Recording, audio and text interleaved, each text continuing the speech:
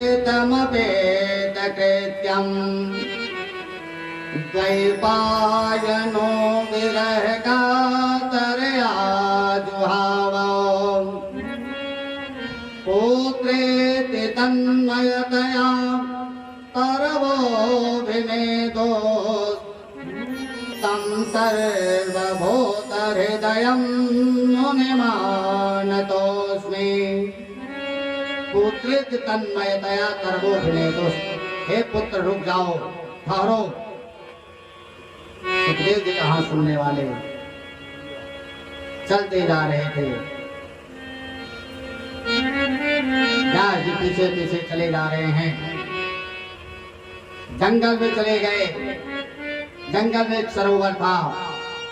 उस सरोवर में कुछ स्त्रियां स्नान कर रही थीं। उसी सरोवर के किनारे से सुखदेव जी महाराज चले गए। वह स्नान कर रही हैं। लेकिन जो ही व्यास जी महाराज जब पहुंच रहे हैं वहां, वह सभी स्त्रियां जल से बाहर निकलकर अपने वस्त्र को धारण करने लगी। वस्त्र धारण कर ली। यह देख करके व्यास जी को बड़ा आश्चर्य हुआ।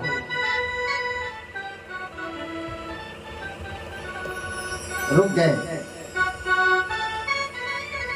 स्त्रियों से प्रश्न करते हैं, ये बताओ, एक नवजुवक 12 वर्ष का नवजुवक नंग धड़ंग अभी इसी मार्ग से गया है। उसको देख करके तुम लोगों ने जो है वस्त्र धारण नहीं किया, ऐसे स्नान कर रहे थे सरोवर में। मेरा चौथापन आ गया, मैं 80 साल का हो गया। मेरी इंद्रियां अब कोई काम नहीं कर रही हैं। फिर मुझे देख करके तुम लोगों ने वस्त्र क्यों धारण कर लिया? स्त्रियां व्यास जी से कहती हैं, व्यास जी, जो आपके पुत्र सुखदेव गया है ना, वह माया से परे है। उसको माया बाधित नहीं की है, क्योंकि आपके पत्नी के गर्भ से आने से पूर्व उन्होंने प्रभु परमात्मा से यह वचन ले चुका था कि मैं तभी गर्भ से बाहर आऊंगा प्रभु जब आपकी माया मेरे ऊपर न, आपकी माया का प्रभाव मेरे ऊपर न पड़े। कन्हैया ने वचन दिया था कि मेरी माया आपके ऊपर कोई प्रभाव नहीं करेगी। तब सुखदेव जी अपनी माँ के गर्भ से बाहर आए थे। व्यास जी, आपके पुत्र के ऊपर इस मोह माया जंजाल का कोई असर नहीं है। उसको तो पता ही नहीं कि सरोवर में कौन स्नान कर रहा है। आप तो आए, अपने पुत्र के लिए आ रहे थे, लेकिन पुत्र को क्षण मात्र में भूल गए और स्त्रियों पर आपका ध्यान चला गया कि कौन स्नान कर रही है, कौन वस्त्र धारण कर रही है। आपका पुत्र को ये भी नहीं देखा। व्यास जी को थोड़ी अपने आप पर अपमान महसूस हुआ, लज्जित हुए और वहीं से वापस चले आए। बहुत चिंतित अवस्था में थे व्यास जी महाराज। अपने घर से कुछ लोगों को बुलाए, आसपास पड़ोस के, और कहे, देखो मेरा पुत्र तो चला गया है, कहाँ गया ये तो पता नहीं, लेकिन जंगल में गया है, कहीं न कहीं वो तपस्या कर रहा होगा। तुम लोग जाओ, किसी भी तरह से उसको बुला करके लेकर आओ। गए। व्यास जी ने एक श्लोक दिया, जा करके यह श्लोक सुनाना।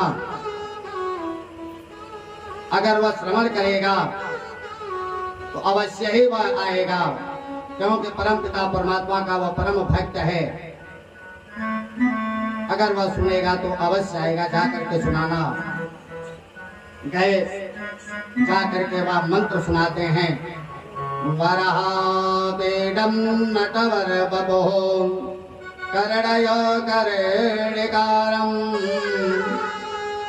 जयभ्रदवास कनक कपिशं वैजयन्ते जमालाम् रन्ध्रान् वेणोरधर सुधया पूरयन् गोपवृन्दये वृन्दारण्यं स्वपदरमणम् प्राविशदगीतकीर्तिः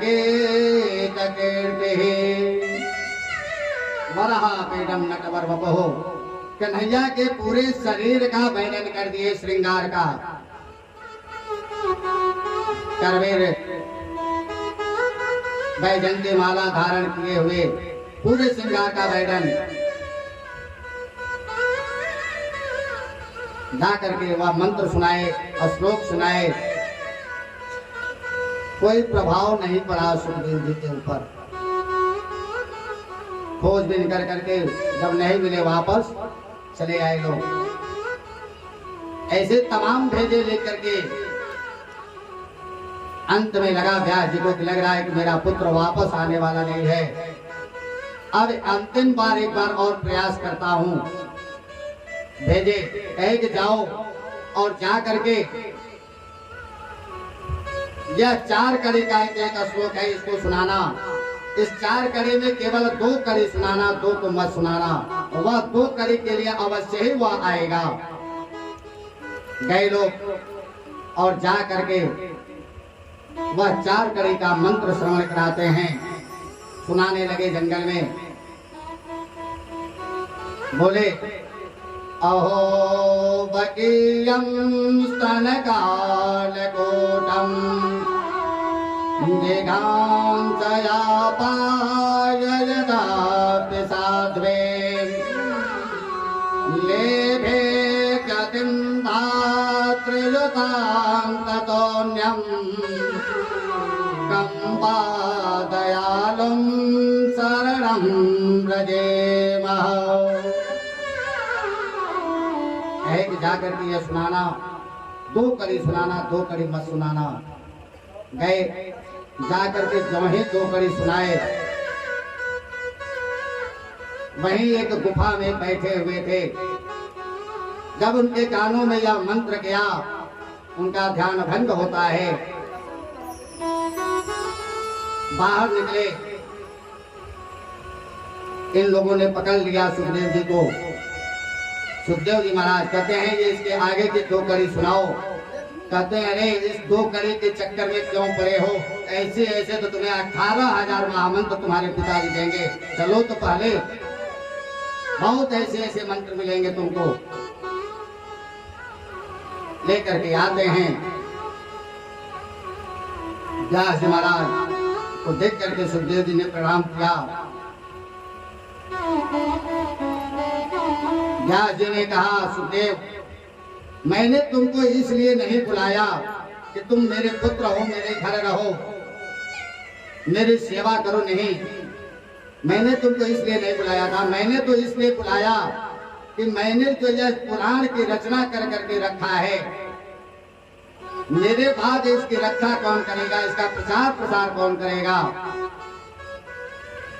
तुम्हारे सिवा दूसरा तो कोई है नहीं। इसीलिए मैं तुमको बुला रहा था। अब ये लो और लेकर के तुम इस धराधाम पे धर्म का प्रचार करो, अपनी संस्कृति, अपने सनातन धर्म का प्रचार प्रसार करो। यही श्रीमद्भागवत महापुराण वेदव्यास जी महाराज अपने पुत्र सुखदेव को समर्पण कर दिए थे। और सुखदेव जी महाराज इस श्रीमद्भागवत महापुराण को अपने मस्तक पर लेकर के आज भी भ्रमण करते रहते हैं। और जहाँ भी कोई मिल गया संत महात्मा, वहीं बैठे कथा प्रारंभ हो जाती है। बोलिए सुखदेव जी महाराज के। ऐसे सुखदेव जी महाराज, ऐसे वक्ता हैं सुखदेव जी महाराज। और परीक्षित भी कोई साधारण नहीं थे। पर रक्षिता परीक्षिता, कोई साधारण परीक्षित भी नहीं थे। परीक्षित जी प्रश्न कर रहे हैं, सुखदेव जी महाराज उत्तर दे रहे हैं। और उनके उत्तर में ही जो है परीक्षित जी प्रश्न बना लेते थे। श्रोता से थोड़ा भी कम जो है, वक्ता से थोड़ा भी कम श्रोता कम नहीं है, उससे कहीं भी सही है। और यहीं से भागवत की कथा प्रारंभ हुई है। परीक्षित जी महाराज प्रश्न करते जा रहे हैं, सुखदेव जी महाराज उनके प्रश्नों का उत्तर दे रहे हैं। इस प्रकार संक्षेप में आपने सुखदेव जी महाराज का जन्म का कथा श्रवण किए। बोले सुखदेव जी महाराज के। आइए 2 बार भगवत नाम संकीर्तन करेंगे, पुनः आगे कथा प्रारंभ होगी।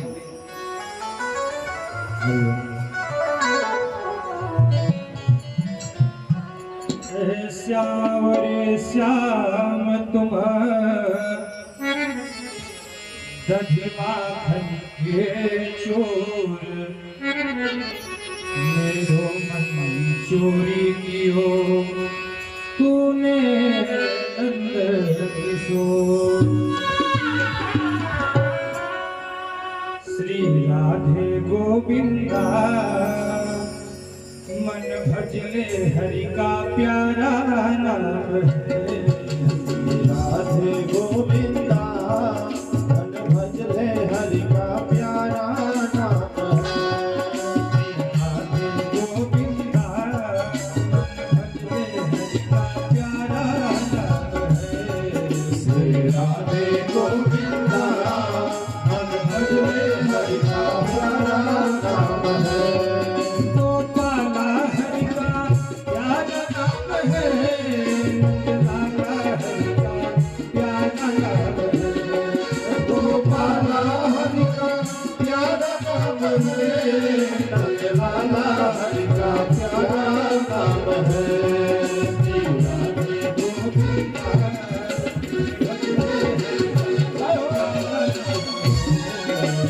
राधे गोविंदा मन भजले हरि का प्यारा नाम है। जय नंदलाला जय गोपाला जय नंदलाला जय गोपाला जय नंदलाला जय हो। राधे गोविंदा मन भजले हरि का प्यारा नाम है।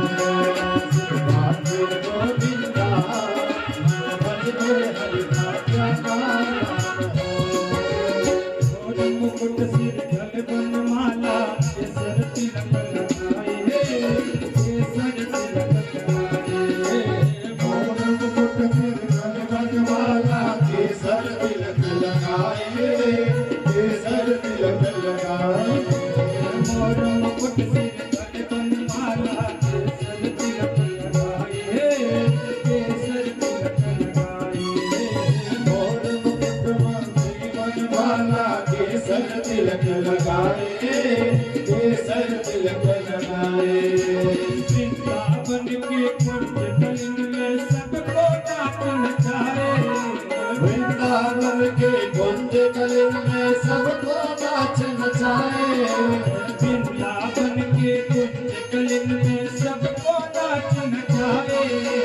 वृंदावन के कुंज कलिन में सबको नाच नचाए। राधे गोविंदा मन भजले हरि का प्यारा नाम है।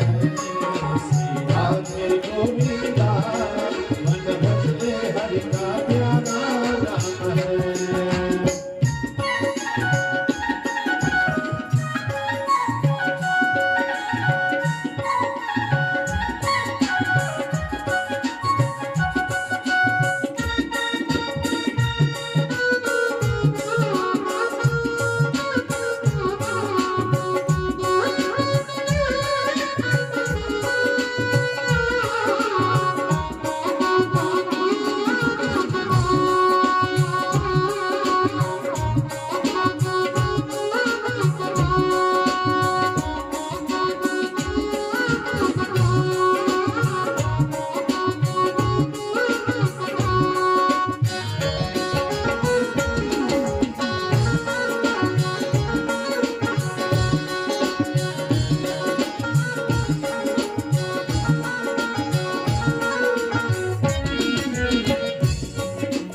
जमुना किनारे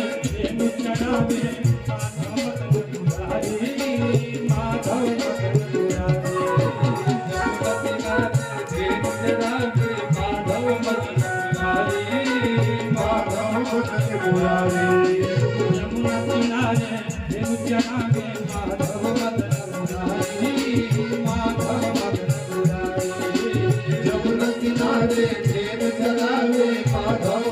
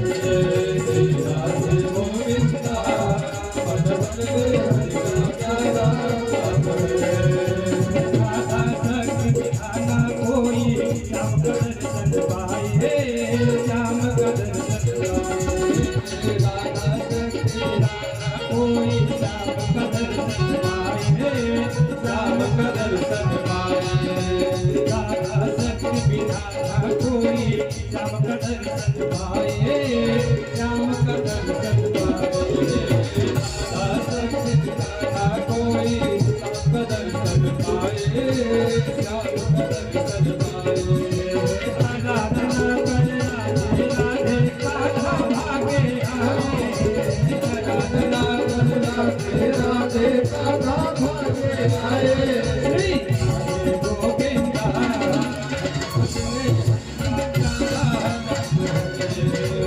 राधे गोविंदा पद भजले हरि का प्यारा नाम है।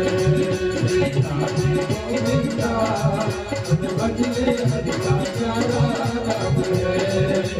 राधे गोविंदा पद भजले हरि का प्यारा नाम है। प्रेम से वृंदावन बिहारी लाल की जय।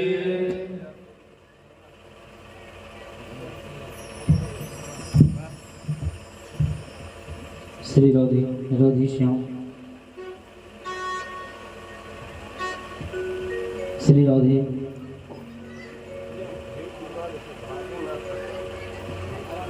परम मंगलमय यह श्रीमद् भागवत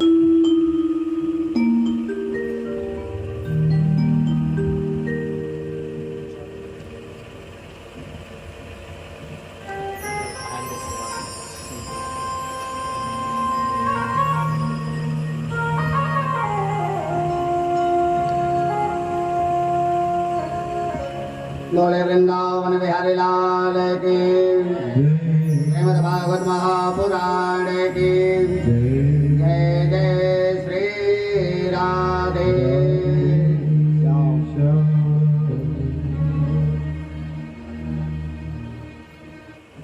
आगे श्रीमद् भागवत महापुराण के चतुर्थ स्कंध में हम लोग प्रवेश कर रहे हैं,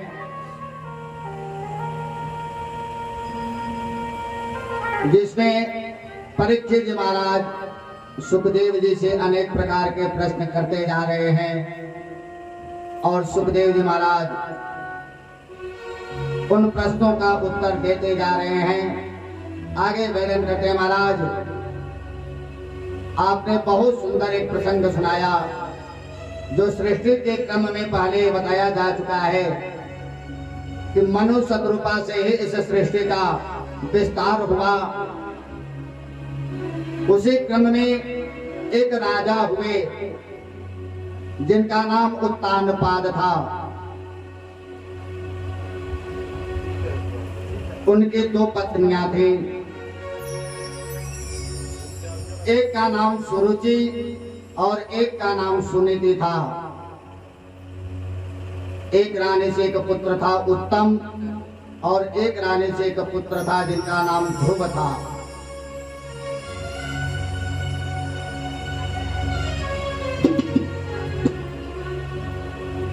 उत्तानपाद की दो पत्नियां सुरुचि और सुनीति, दोनों से एक एक पुत्र, ध्रुव और उत्तम। एक समय महाराज उत्तानपाद राज्यसभा में बैठे हुए थे। सभा चल रही है।